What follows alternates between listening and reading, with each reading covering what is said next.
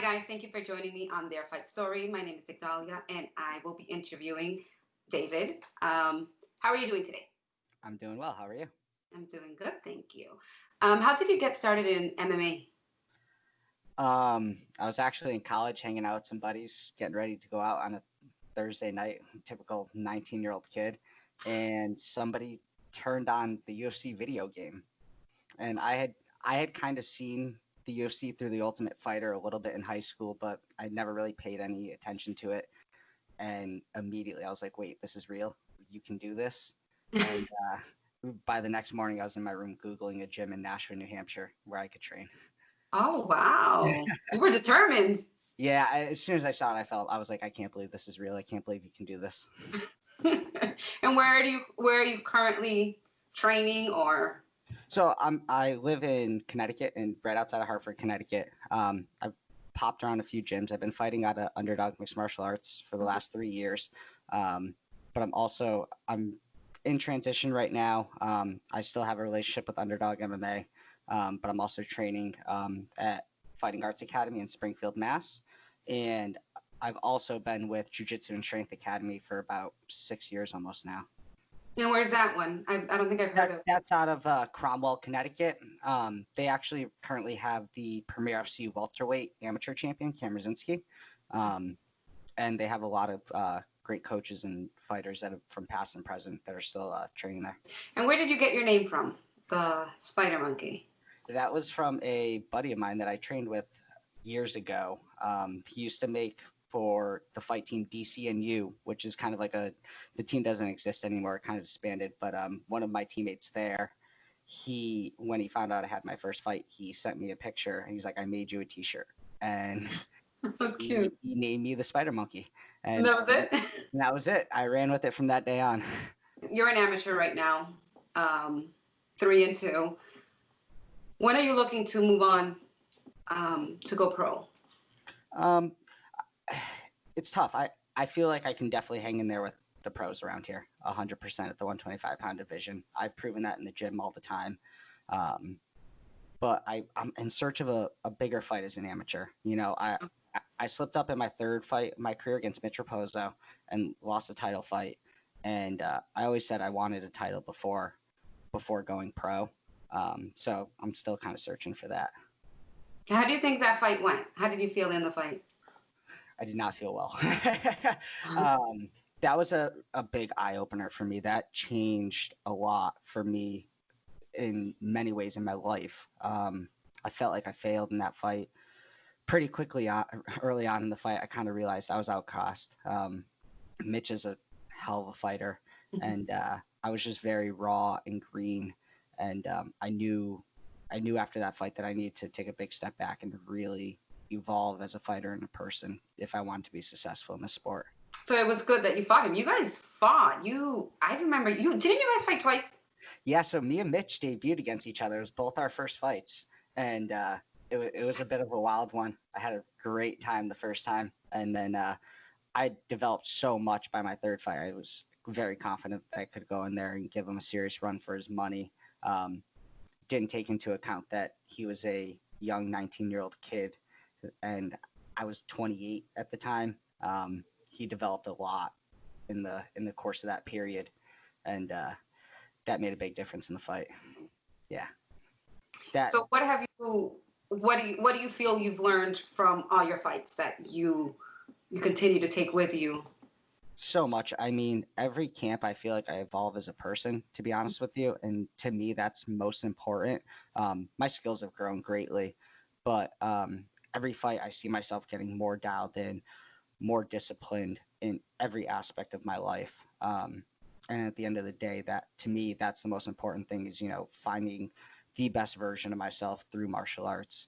So every fight that I have, win, lose, or draw at this point, I've taken a lot away from it, and I've grown significantly in every aspect of my life from it. How has martial arts guided you throughout this whole process? Like, has it helped you more mentally or just physically? Um, it's definitely helped me physically, but I mean, I've always been an athlete. I come from a line of athletes. My father was a professional soccer player. My brother was a very, very good collegiate soccer player. I think for me, the biggest growth has been mentally. I've battled things since I was a kid, confidence issues, depression. Um, I was kind of a bit of a chaotic youngster, finding myself in trouble a lot, not a lot of discipline, always finding excuses, blaming other people for my issues. Martial arts has really taught me to own my vices, own who I am, and to fight against the things I don't like about myself, and just try to find the best version of me. So you come from a family of soccer players. You didn't want to go in that? I played soccer for a long time, from when I was a little kid all the way through college. That's all we did. I played soccer every single season of the year. Um, I was playing every single day, played on multiple teams, traveled throughout the country to play. Um, and I played in college. I spoiled some opportunities there, and with not being disciplined and just kind of being crazy. Um, and when I was in college, when I found MMA, I stopped playing soccer, and I just found that like this was what was for me. Just because my family was soccer players, Mhm. I realized I didn't have to be, and this was what I was supposed to be doing. How did your family feel? Um, at first they thought I was insane. I mean, even my first gi jujitsu tournament, they were like, "We don't want you doing this. Do this." My brother's like, "What are you thinking?" And they got more comfortable with that. And then when the MMA came, that was tough for them. That was definitely really tough for them. But they've come around. They love it. They come and support me for all my fights. They've always supported me in anything I do. So they've been huge in the process. That's awesome. Yeah, I remember meeting your dad when right before you were gonna do the title, I guess. Yep. They were like introducing you to everybody and stuff like that. It was really nice. I liked him. Yeah, he's a good guy. And as I get older, more and more I look like him. Oh, really? Yeah, I mean, we stand next to each other these days, and I look like a mini him. That's nice. That's good. Except you're a fighter. Except I'm a fighter. Exactly. Have you taken anything from your practicing soccer into this this type of Yeah, definitely athletically for sure. I mean, when I first started fighting, I think in the Mitch fight, I don't even think I threw a punch. I just tried to kick him the whole time or do jujitsu. I didn't know how to use my hands. So footwork, things like that, being able to move laterally, all that stuff, and then cardio base as well. Mhm. I took all that in from soccer, and it helped me big time starting off. At any time during your process, did you regret going into MMA? I've never regretted it, but there's been times where I've almost walked away, and uh, it was because I wasn't happy anymore, and it put me in a bad place mentally. But I've never regretted taking this journey. So what caused you to kind of like realize that no, you're not going to walk away, that you want to stick with it? It was actually my Cage Titans fight last year. After the fight for Mitch, I lost 2 smokers in a row. So I was on a 3-fight skid in my mind. I don't care if they're smokers or not. Those are fights. And I Mhm. didn't get my hand raised. Um, and I just was not happy. And I couldn't pull myself out of the hole, really. And when I went to Cage Titans, actually, like 5 minutes before I walked out, I literally told myself, enjoy this because this is probably your last fight. And then I got my hand raised, and I was like, oh no, there's no way I'm ever walking away from this. There's no way in hell I could ever walk away from this. You're funny. Like literally, I was at that fight, and I'm like, all right, this is the last one, man. Like, here we go. And then like my hands are, and I'm like, oh yeah. I'm like, there's no, I'll chase that feeling. And all the fights that I've seen you at, I've always seen you give it your all. I've never got the idea that you were quitting or you were holding back or you were like you could tell like you were throwing it up. It's either now or never type thing.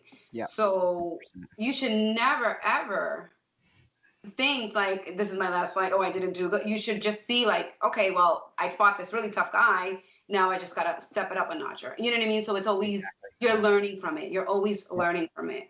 And that was part of the growth process for me. I was so honed in on winning and losing, right? And then amateur especially is about growth. It's about development. That record goes away once you go pro. I mean, it doesn't go away to me, but look at like a kid like Mike Kimball. Mike Kimball was 4-4 in Connecticut, or fighting in Mass. Um, he lost to some guys he probably shouldn't have lost to. Kid goes pro and he's signed to Bellator to a nice contract after his first fight, right? And he's done very well for himself.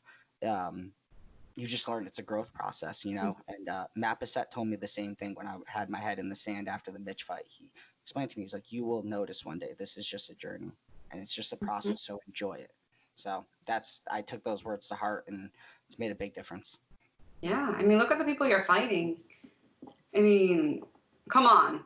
And you hold on to the whole way. It's like, oh man, like I was telling somebody, I was like, I can't do a fight. I walk in the cage one door, I'm going out the other. There's no way. It's just not, I'm not built for it, but you just go, go, go. And I know it's a cliche, but I really am willing to leave all of myself inside that cage.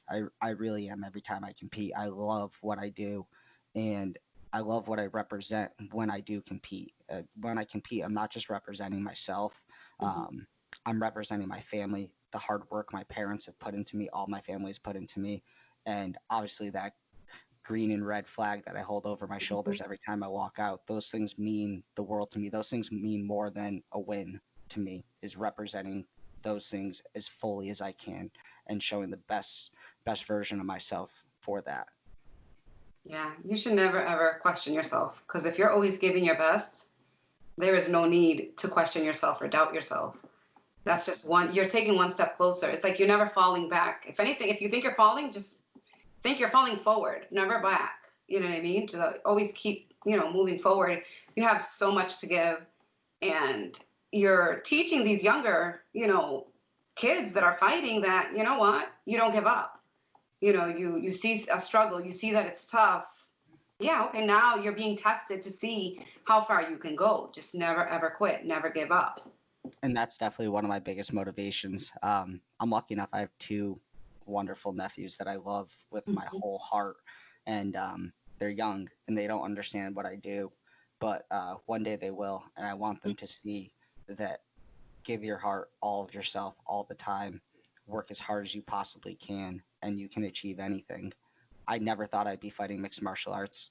I worked so hard to get here, so to be able to show them that is super important to me. You know what I also like about you is that you always give respect to your opponents. We're all a family. We may not be in the same kind of family because we're all in different teams and corners and stuff, but we should all help each other, not bring people down. So, I mean, I respect that. Yeah, I respect everybody I get into the cage with, everybody I compete with.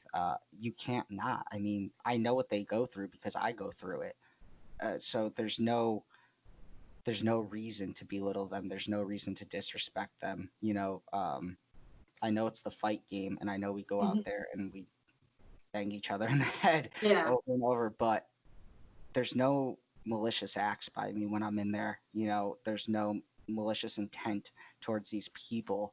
I'm doing what I love, and it just happens to be that it's a heavy sport, But I've always respected everybody that I've fought with. And it's funny, most of them I still talk to this day. I still communicate to them all the time. So I think we share a special bond once you fight with somebody. So after that, I don't think I could disrespect the person. What would you like to share with everybody about your journey? I think the biggest message for me is be your true self in this. You see so many martial artists in the MMA game today stepping away from the martial artist approach to things. Yeah, Conor McGregor's cool, talking trash and all that is fun, but never forget this is martial arts, which is one of the most special things in the world. So go out there, give it your all, and never quit, because I almost did, and I would have regretted it forever. So when going gets tough, stick with it. Find the people around you that, lift you up and make you better and help you along in the journey, because that's most important. Awesome. Thank you so much. I really appreciate your time. I look forward to seeing you in the cage again. getting your hand raised for that title so we can see you moving on to being a professional MMA fighter. And I hope I'm there shooting. I I would assume you would be. I'm sure people have seen some stuff popping up on the internet about some local promotions trying to do some things in the fall, and you'll probably see the Spider Monkey in the cage getting a regional title around his waist. Awesome. Looking forward to it. Thank you. Thank you so much. Thank you so much.